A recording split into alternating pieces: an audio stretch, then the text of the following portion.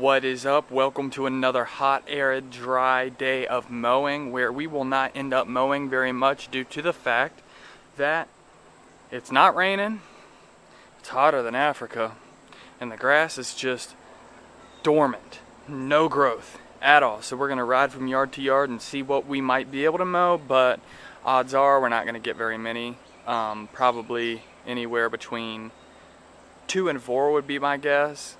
There's a big yard that we usually do pretty well on that we're supposed to mow every 2 weeks. We're gonna ride by there, see what it looks like. But I was there just a couple days ago before the little rain we had a day and a half ago, and it was pretty dry.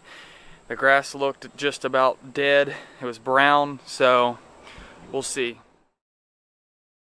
With it being as dry as it's been, it's important to let the property owner decide whether or not they want it mowed this week, especially when the yard is questionable whether or not it should be mowed. Now, in our opinion, it could use a mowing, but it could absolutely go a week without. So when you can't decide, you should definitely consult the property owner. A lot of guys, no matter what it looks like, they mow it on a schedule every week. And while I get that they want to get paid, it's oftentimes better to just ask the property owner. All right, we'll be back next week. Okay. All right, Thank you. See ya. It's frustrating to get a lot less money on different weeks, but your customer will definitely appreciate you looking out for them and being transparent and honest and not mowing it, no matter what it looks like. And this is just part of it. Late in the season, usually July, August, it starts slowing down and a lot of this grass starts to go dormant. And it's just something that's going to happen every year, no matter what the weather does or how hot it is. Mowing is a lot like selling drugs. It's not at all like that. I was messing with you. Well, we have skipped most of our properties today.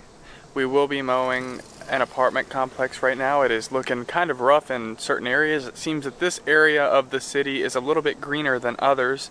So I'm assuming they got a little bit more rain this past week than in the area in which we live. So it will stimulate our profit for the day, that little profit that we will get, and it's better than nothing. There's a couple different ways to start making stripes. One of the ways is to actually start from one of the corners after you've determined the path in which you'll take across the yard, and you start making really little stripes, and then eventually you get to the most diagonal point in the yard and continue it from there, just paying attention to keep the line straight. Another way to do it, if the yard is weirdly shaped, is to actually start at the most diagonal point of the yard from corner to corner. And this is a way you can guarantee that your lines are going to be straight and they're not going to end up slanted when you get to one end of the yard. It's actually one of my favorite ways to do it. And then you get some nicely done stripes. These would look a lot better if I striped them and mowed it twice, but I usually don't do that on this yard, and it's really not necessary.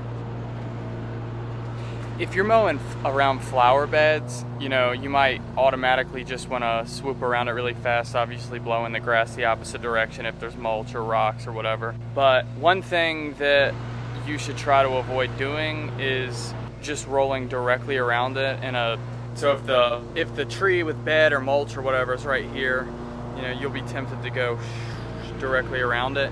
And it's quicker that way, that's true, but you mow a couple of weeks like that and you'll start to get tire tracks around it, especially if it's a little bit wet, and then that grass will end up dying. Even though it takes a little bit longer, you should approach it almost in like a 3-point or 4-point angle, where you go straight, then you back up, you angle it, and then you try to mow in straight lines around it. It might take you a couple times. Like I said, it takes a little bit longer, but you're gonna keep that grass alive and you're not gonna kill it. Need to get a new tire. We actually replaced one of these tires because one was wearing quicker than the other, and now they are worn uneven because this tire right here is newer than the other one. This is gonna be our last yard that we do today, and it sucks because we only mowed three or four, which is about what I predicted, but it's just it's frustrating. You want to make the most money you can and you want to have a full day, but when it's dry like this, you can't do it. A lot of the people will have other landscaping stuff want you to do. This is a Princey the Truth production.